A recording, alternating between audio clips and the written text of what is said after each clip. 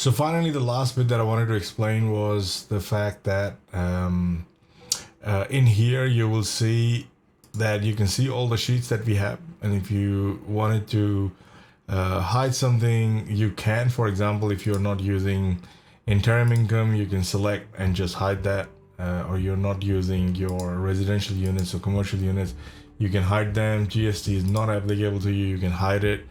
But we have two other charts. For example, there are the two things that we have which are always hidden. One is charts and the other one is dates, and we have to have these in place because now you don't have to do anything. There are no formulas in it or anything, but they are calculated for the dates and the timelines that keep changing throughout the project. So that's what this date tab is used for.